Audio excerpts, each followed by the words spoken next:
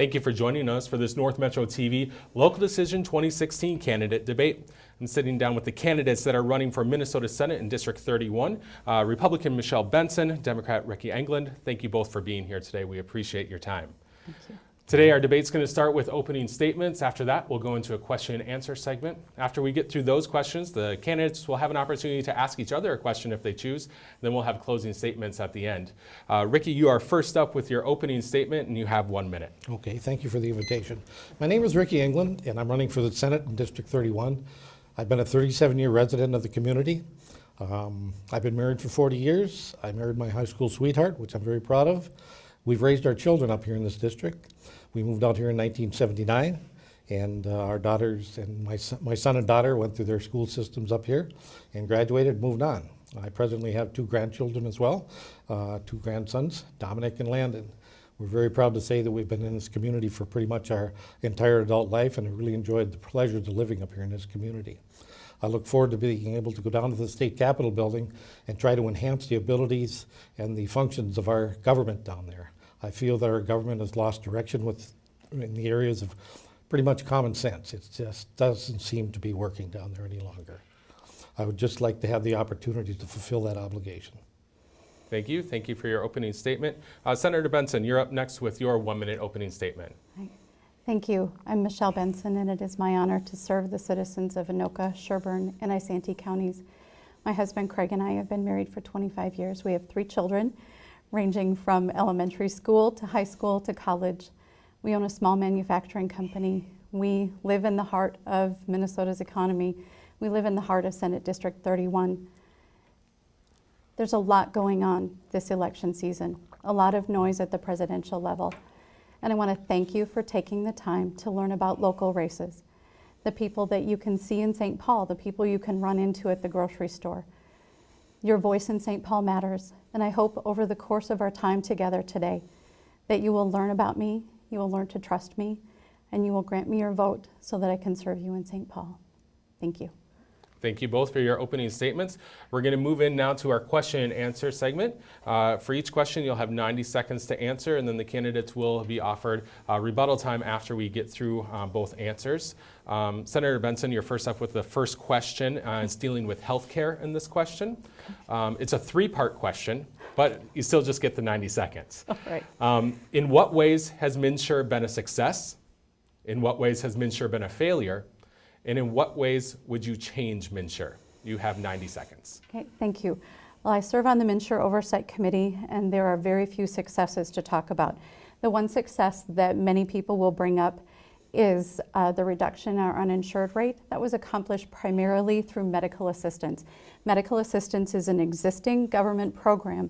Simply by expanding medical assistance, we could have accomplished more than 90% of what people will say is the success of MNsure. MNsure has placed a burden on our counties. MNsure has frustrated our insurance brokers who help families make good choices for their insurance. It actually limited the number of plans that families could choose from. And frankly, $300 million later, it's still not going to work for open enrollment this November.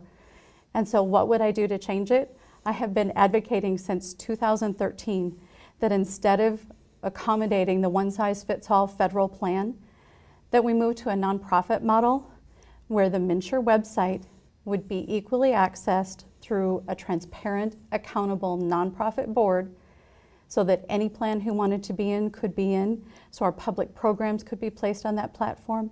And instead of our counties and our Department of Human Services worrying about IT function, they could work on serving the people who need the assistance. Thank you for your answer. Ricky England, same question to you now. In what ways has MNsure been a success? In what ways has MNsure been a failure? And how would you change MNsure? The successful part has brought insurance opportunities to the people that couldn't afford them prior to the arrival of the MNsure program. I look at the MNsure program much with the same capacity as the Affordable Care Act. It's a process. It's been put in place. It's been put there to help the people that were unable to get insured or the underinsured. Through the process, it hasn't been a great success. There's no doubt about it. Affordable Care Act does not fit the situation or the name for MNsure. It's an unaffordable opportunity for insurance for many.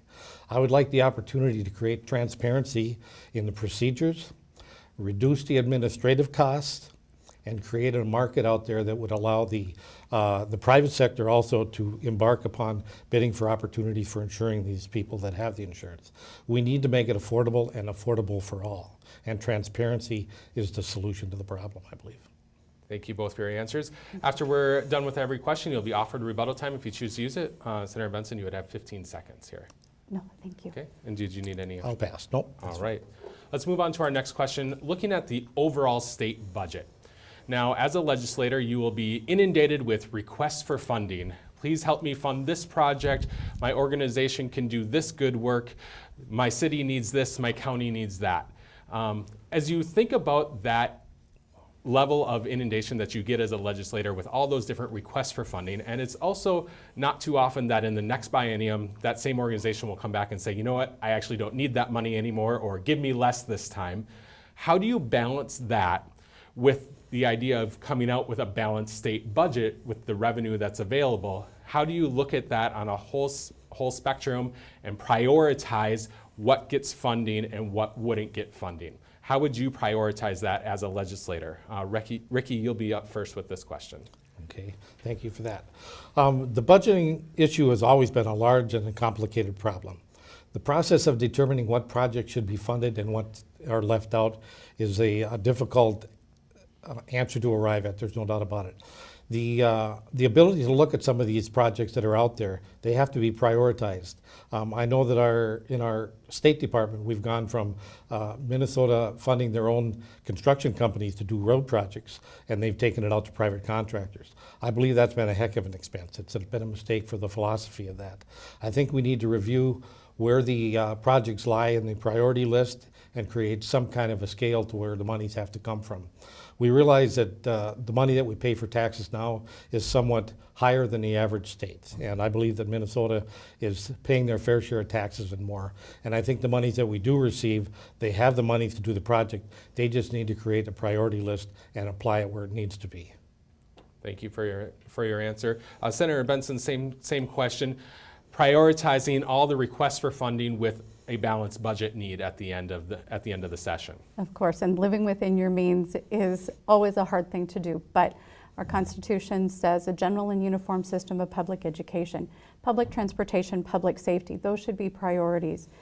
Minnesotans have also said we're going to care for the poor and the vulnerable, those who are disabled, who can't stand up for themselves.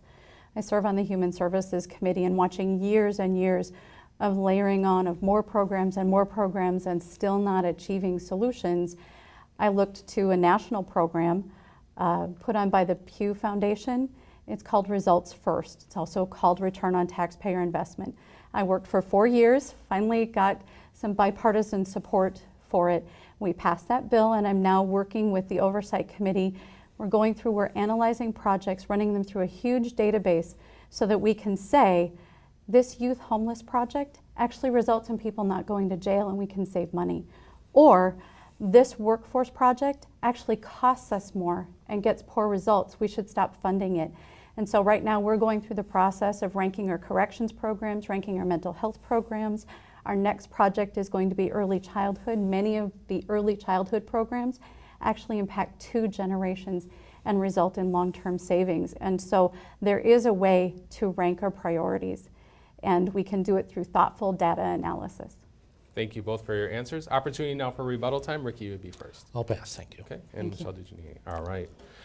Let's talk next about lawmaker pay. Senator Benson, you'll be first on this. Do you support or oppose the constitutional amendment that would give decisions regarding lawmaker pay to an independent, citizen-only council? The constitutional amendment is misleading. It transfers some of the responsibility. Legislators will still have to ultimately pass the bill. And so instead of hiding behind a constitutional amendment and a panel, legislators should have an honest debate. Being in the legislature, it takes a lot of time to do this job well. And I understand a pay raise might be nice. But you know what? If we focused a little less on government and more on a citizen legislature, I don't think a pay increase would be necessary, and certainly it shouldn't be taken care of by people outside the legislature. if we're doing a good job, we should be able to stand up in front of the public and say, we deserve a pay raise. And if we can't stand up and say that, then we should change the way we behave. Thank you for your answer. Ricky, same question to you. Do you support or oppose the constitutional amendment that would give decisions regarding lawmaker pay to an independent, citizen-only council?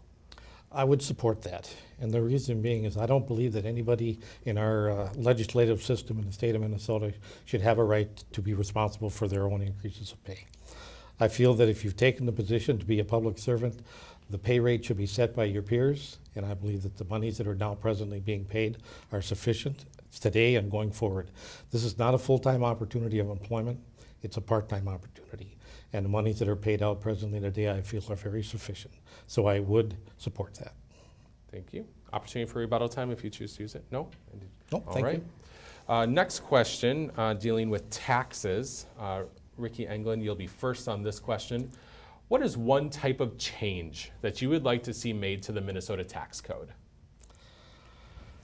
Oh, that's a broad question. Not having sat in on the committee hearings, of course, and Michelle said the opportunity to be there and have done that. But with that said, I believe that, like I stated earlier, the tax that we pay here in Minnesota, I believe, is more than above an average tax base here. And as far as changing the code goes, I think that we need to look at the infrastructure of how these bills are being brought forward and what the requirements are for the monies and where the monies have to come from. I apologize for the inability to actually pinpoint the specific subject nature of what you're looking for, but I still believe firmly we pay enough taxes, we don't have to pay any more taxes. The money is there. If these pet projects can be removed and applied properly, the money that they receive will fund the state of Minnesota. Thank you. Senator Benson, what is one type of change you would like to see made to the Minnesota tax code? Well, first of all, we have to stop raising taxes. The Democrats and Governor Dayton raised taxes $2.1 billion, and it's still not enough. Now they want to raise the gas tax as well, and families who commute simply can't afford to fund more in St. Paul. So let's start by stopping bad ideas. Then let's look at what Minnesota needs long-term. We're facing a silver tsunami. Our population is aging. They're going to need long-term care. Do we incentivize people to save for their long-term care needs? Do we incentivize people to save for their retirement? How are we helping Minnesota families become financially stronger? How are we helping our businesses to grow and employ more people at the heart of our economy? Those are the questions we should be asking about our tax code. Minnesota is an outlier in a number of ways. We taxed veterans up until this year. We taxed Social Security, chasing grandparents out of this state. If they have the opportunity and means to move to Arizona or Texas or Florida, they do it. So let's look at what we want for Minnesota: a growing economy, stable families. Let's make sure the tax code reflects that. So we'll encourage savings, let's stop bad ideas, and let's help people stay in the state and remain productive. Thank you for your answer. Rebuttal time if you choose to use it. I'll pass, thank you. Okay. Did you need any extra time? No, thank you. All right. Next question, dealing with public safety. Senator Benson, you are first on this question. Thank you. It is clear both nationally and locally that there is high tension between segments of the law enforcement community and minority communities. How will you work as a state legislator to create an environment to address these issues? This is really sensitive, and you have to have very frank conversations sometimes, and we need to start with law enforcement. They have the authority, they have the power to act in situations other people don't. Do they show sufficient restraint and thoughtfulness? Balance that with their need to protect themselves and citizens. When we had rioters blocking streets, the police showed great restraint, probably more than most citizens would. And so we have to respect that they did that, but also citizens have the right to transverse on our roads. One of the issues that came up this last legislative session was body cameras. Do we leave the responsibility for collecting the data, deciding when the cameras are on and off, do we leave that with law enforcement? Or do we put it in the hands of accountable elected officials so that the data is public when it can be, and private when there's an investigation going on, with the data becoming public later?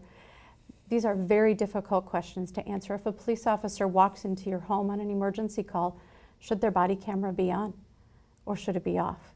And who makes that decision? This will not be easy, But we start with conversations. We start with holding our law enforcement to high standards. We give them power, we give them authority, we give them respect. But we need to hold them accountable. We need to listen to what they need. And then we need to reach out to the minority community to build trust wherever we can.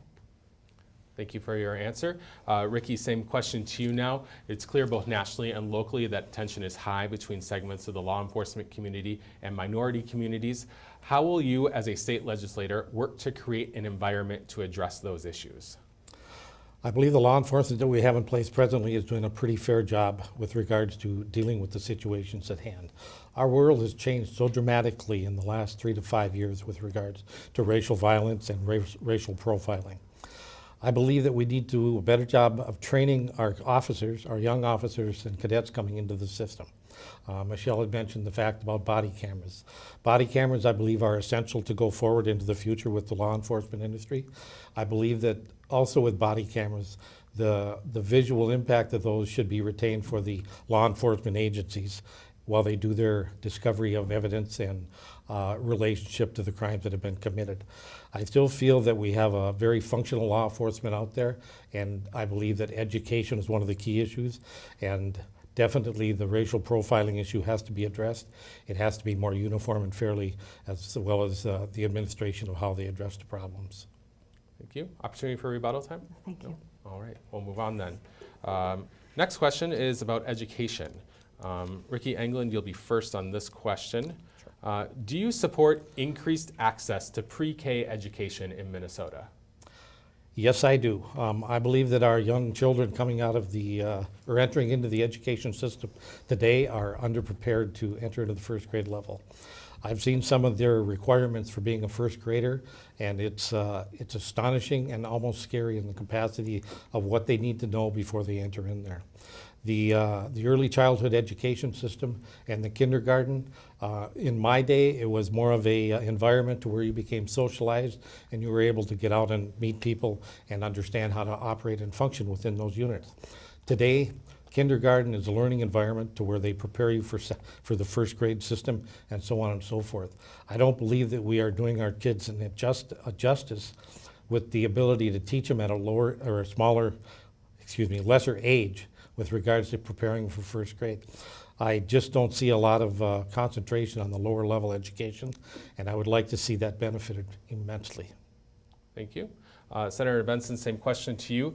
Do you support increased access to pre-K education in Minnesota? Well, I think the question probably comes out of Governor Dayton's vision for universal pre-K, funded by the state government and put into our public school system. Art Rolnick, who was at the Federal Reserve here in Minnesota, brought forward significant research that showed early intervention in at-risk populations bears fruit over a lifetime. But the key is at-risk populations. It's not universal. Kids need to have education that meets their needs, and that need is not always going to be met in a public school classroom. If we look at the Anoka Hennepin School District, they took a cohort of children who were at risk, and with a little bit of state funding, they did a targeted program where they worked on reading, where they worked on socialization skills, but they took kids who were at risk and prepared them for kindergarten. And because of that, the Anoka Hennepin School District had to raise their kindergarten benchmark. 400 kids in a very large school district tells me that there are kids who really need help, and there are kids who need to be let play, who are in an enriched environment where mom or dad are reading to them, and they're going to be okay. So instead of spending resources on everybody, let's focus on the kids that need us the most, where we can have the biggest impact, and let's let parents be in control of that decision so the kids get what the kids need. Thank you. Opportunity for rebuttal time? Yes, please. Michelle, could you help me understand the term at-risk kids? I'm unfamiliar with what group that might be. Right. There are children who, usually single parenthood or parents who haven't graduated high school, are considered at-risk children. Children who have unstable home life, for example, if the family's at risk for homelessness, they would be considered at risk because they are not in an environment where there's likely to be books, where there's likely to be access to stable pre-K programs. Okay, thank you for that. I appreciate that. Okay. All right. Well, then let's move on to our next question. Senator Benson, are there additional environmental protections that you would like to see put in place if you continue to serve as a state legislator?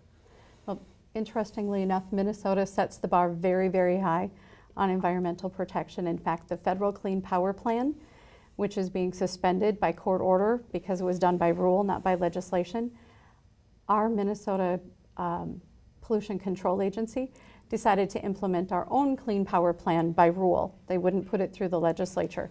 And so there's going to be a big fight on environmental issues as we go forward. The Clean Power Plan will impact your ability to use water. The Clean Power Plan will impact your ability, the cost of your electricity and where that electricity comes from. The DNR has set up special water districts to restrict water usage. The city of Columbus is in one of those water districts. And so they can't build homes with bathrooms over a certain number in the home so that the aquifer doesn't get drained. So right now, I think we need to pause. We need to really understand what is happening with water quality. Are the changes we're making having a reasonable impact? Are the changes we've made to our energy policy resulting in increased costs for consumers, or have they leveled out? And the riparian buffer issue that was very controversial in the last legislative session, are we meeting the needs for water quality while still respecting the landowner's rights? And I think it needs to be a really in-depth conversation so that we don't unduly punish people who are just trying to make a living here in Minnesota. Thank you for your answer. Ricky, same question to you. Are there additional environmental protections that you have put into place as a state legislator? Well, I would definitely like to see the Minnesota Clean Water Act enhanced somewhat. As Michelle had mentioned earlier, the buffer zones that they had entertained applying to a lot of the farming districts and things of that nature. I know it was not well received by the farmers, but it does bring value. I mean, we all have the realization that our supposedly our swamps and our wetlands, they are a filter for our water system. They eventually end up down in the aquifer, and it creates an opportunity to buffer those zones from the fertilizers that the farmers are now using nowadays, absolutely. I would also like to see more experimental and movement into the solar industry for energy production.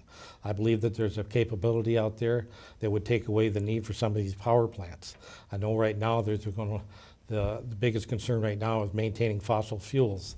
Well, I believe that sometime in my lifetime we're going to get away from fossil fuels, and we're either going to go to gasification for these power plants, or we're going to come up with another solution for it. So my biggest concern would be making sure that we maintain the water here in the state of Minnesota, as well as modify our energy consumption, and as well as the manufacture of the energy. Thank you. Opportunity for rebuttal time if you choose. When it comes to the buffers, there was really a one-size-fits-all model put forward. They didn't consider soil type. They didn't consider the effectiveness or the land use for each of those buffers. So instead of making it a customized solution that optimized water quality, they wanted a one-size-fits-all land taking. And that's why the farmers got pretty upset. And some of us had to stand up for those farmers. Thank you for your answer on that one. Rebuttal time too if you choose to use it. No, thank you, pass. Okay. Senator Benson, let's talk about bonding. Okay. Do you want to see a bonding bill passed in 2017? And if so, how much should be spent? Well, the bonding bill that was killed by the Democrats this last session was a pretty good bonding bill. There were a few things I would have taken out of it, but there were a lot of things that benefited Anoka County.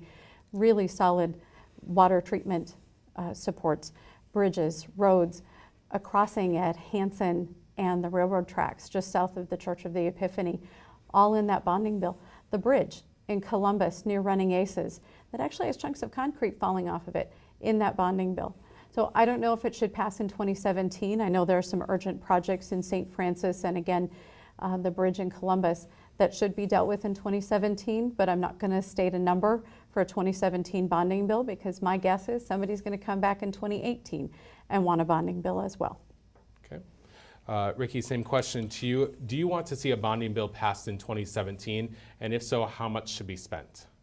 I absolutely would like to see a bonding bill in 2017. I think the legislative last year failed to bring it forward and get it passed. I realize that there were some attached bills in there that created disturbance with the governor, and I believe that's why it failed. But with that said, once again, our infrastructure, our highways out in the Anoka County and over toward Columbus and Wyoming. And Wyoming was a good example. The freeway bridge crossing, they replaced 1/3 of it because it was pretty much almost out of commission. And I didn't understand why they did 1/3 when the other 2/3 is still in the same condition. But they considered it to be passable at this time. We need to invest more money in our infrastructure with regards to our highways throughout the state, and specifically up here in District 31. The actual dollar value for a total, I don't have that number before me because I didn't have the privy information such as Michelle did to visually be part of that system and part of bringing those bills forward. But yes, we definitely need a bonding bill. We need it to be passed in 2017 to make sure that we can get our state back on track for infrastructures. Okay. And my mistake there, I went to Senator Benson twice in a row to start a question. Did you want any rebuttal time? I'm sorry, I should have asked that too. I just wanted to Yeah. clarify, the bonding bill wasn't vetoed by Governor Dayton. An amendment supporting Southwest Light Rail killed the bonding bill in the Senate. Did you have anything else to add on that? No. Okay. So my mistake, I did go to you I twice in a understand. row for a That's question, fine. so I have 2 more questions for you, and I'll start with Ricky on both of those questions to make up for that mistake. Ricky, on this question dealing with jobs, what would you do to create an environment for job creation in Minnesota? Job creation is very important to me. I've spent my entire life with organized labor. I've watched companies leave Minnesota that have been here for many years. I worked with a company called Safe Trans Systems for 21 years. They closed their doors in 2000. I watched grown men cry because they lost their jobs, and I asked them, why are you crying? You're near retirement age. I'm not crying for myself, he said, I'm crying for my children because they work here as well. We need to bring back the opportunity of manufacturing in the state of Minnesota. We need to address the taxation that these small businesses are experiencing. We have to bring back the opportunity to do commerce here in the state of Minnesota. I know it's been overstated so many times, but we as Americans and we as Minnesotans, we need to make our products here in Minnesota by Minnesotans for Minnesotans. And I think the taxation system needs to be looked at with regards to small businesses. Thank you. Senator Benson, what would you do to help create an environment for job creation in Minnesota? Well, personally, my husband and I own a small business. We do metal fabrication. We make things. We employ people. When I see bills come through the legislature that says the business owner shall update their handbook, the business owner shall reserve this money, that's me. That's my husband. We get to stay up in the middle of the night after all the other work is done and figure out how to make this work. There are a whole bunch of people in St. Paul that have no idea what it's like to sign the front of a paycheck, to have to look somebody in the eye and decide if you're going to keep them on the payroll or let them go. And so yes, we need to fundamentally change the tax structure in the state of Minnesota that makes it hard for people to do business here. We have a statewide business property tax. I believe there are 5 states in the nation that have a statewide business property tax. So the day you open your doors, profitable or not, the people in St. Paul want to take a piece of that money. And then if you own a small business, an S Corp, an LLC, if you set up a sole proprietorship, any income you make is taxed as your personal income. And Democrats decided to raise taxes on people who start a business and have pass-through income. It doesn't matter how much debt they have to pay. It doesn't matter what they save so they can meet payroll obligations. Democrats wanted to tax them.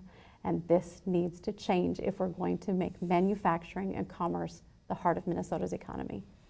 Thank you for your answer. Opportunity for rebuttal time if you choose. Well, I'll pass, thank you. Okay, and you'd have extra time? Thank you. All right. We're going to move to the last question that I have for you tonight. Ricky Anglin, you'll be first on this question as well. This is a question that we're asking to every debate that we have, every person we interview throughout the campaign season, and it is this.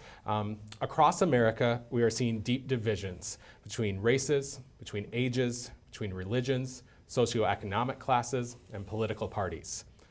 How will you work to foster a spirit of unity, both in the legislature and in your own community? Ricky, you're first. Well, as I stated earlier, I've been in organized labor for 40 years. I'm very experienced with negotiations. I've worked with union and non-union employers. I worked with general public employees and union employees and brought them together. When I have the opportunity to sit down and discuss matters and try to find resolve, in my career that I've chosen, I don't have the opportunity not to come to resolve. I need to be able to bring the employers as well as the employees together. With that said, I believe that that's still applicable in the situation for racial differences and things of that nature. So I think it's a matter of just sitting down, negotiating, being fair with all parties, coming up with a solution that addresses everybody's needs, and arrive at a decision that's equitable and fair for everyone. Thank you. All right, and Senator Benson, same question now to you. Across America, we are seeing deep divisions between races, ages, religions, socioeconomic classes, and political parties. How will you work to foster a spirit of unity, both in the legislature and in your own community? Something that I learned in the legislature, there's a lot of political infighting that goes on, but essentially if you see the humanity in the people that you work with, you're going to find a path forward. Roger Reinhardt, the retiring senator from Duluth, is one of my best friends. He is a man of integrity. He is someone that I trust. And we made an agreement early on that when we agreed to work on something, we would work truthfully and honestly together, transparently. And if we needed to change our position, we weren't going to find out about it in the newspaper or in a caucus meeting. We were going to talk to each other. And that has fostered a friendship that is going to last beyond our time at the legislature. When we deal with bigger issues, are people being heard? Do they know they're respected? Is there essential humanity, those rights that we all agree matter? Do we listen to them? Do we help them see the opportunity that is their future?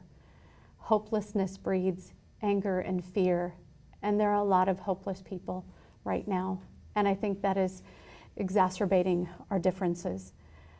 Instead of working together towards a future where everybody succeeds, everybody's worried about if they get their piece of the pie.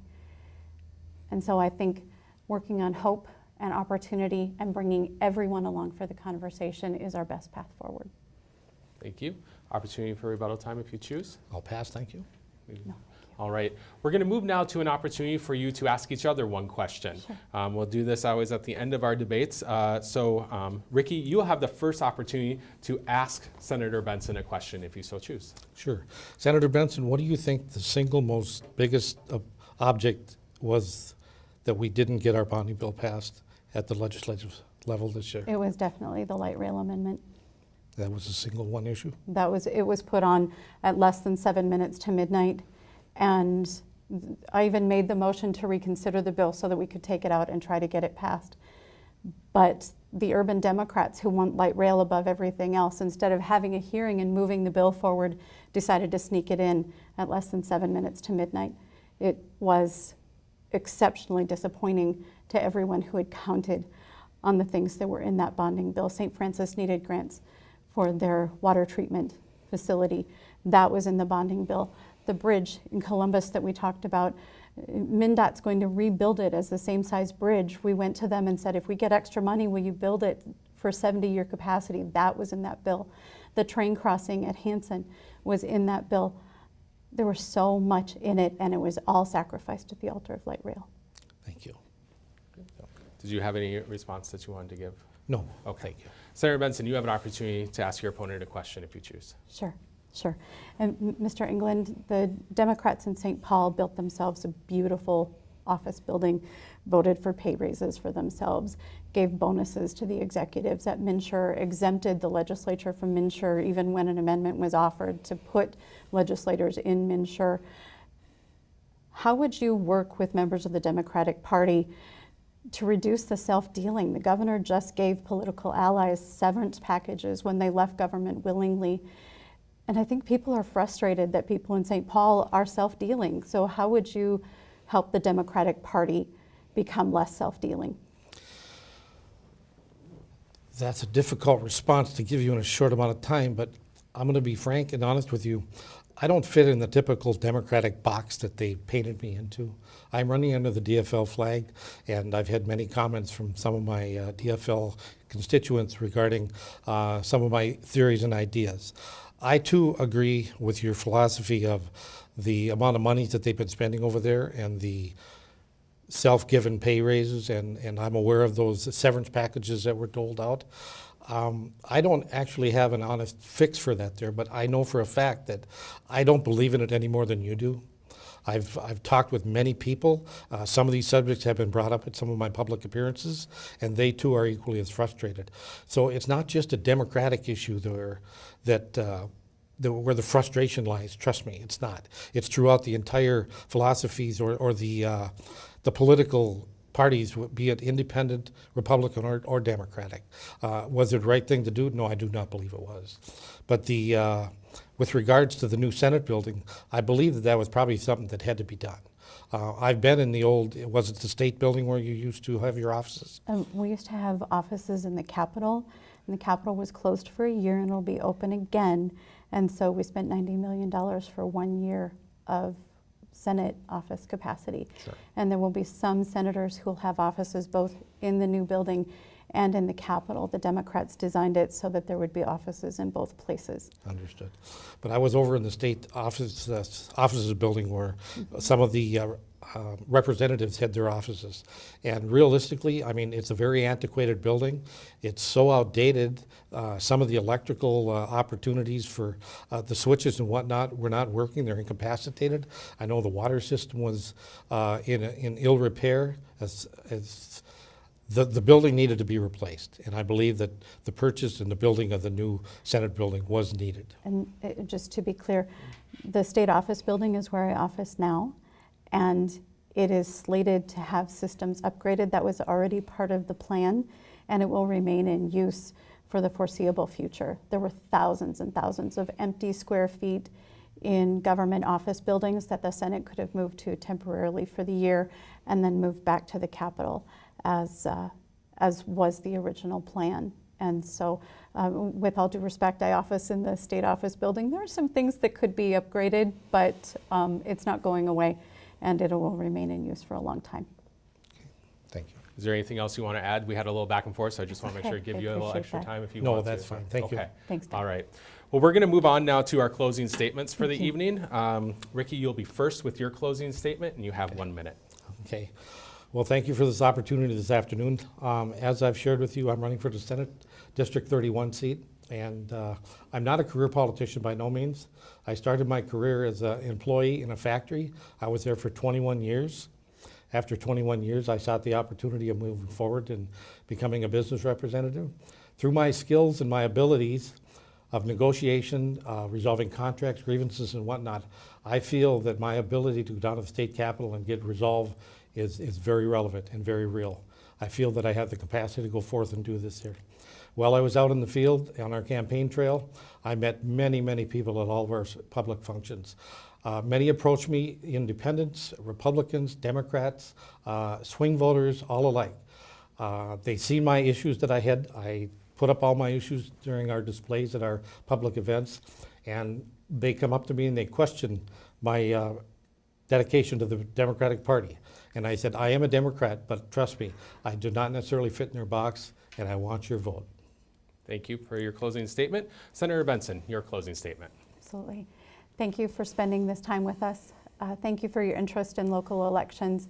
Your voice matters in St. Paul more than it matters anywhere else, and it is an honor to represent the people of Anoka, Isanti, and Sherburne County. I hope that what you've seen today will help you to trust me and give me your vote this November. I will continue to focus on a family's first budget so that your budget matters more than what happens in St. Paul. I will continue to fight for accountability and transparency so that the dollars you send to St. Paul will be well spent.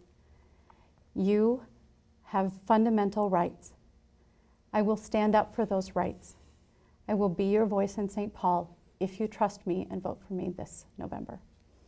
Thank you, and I do thank you both for coming in and participating. We do appreciate your time again, like I said earlier, so thank you for doing this. Thank you for having us.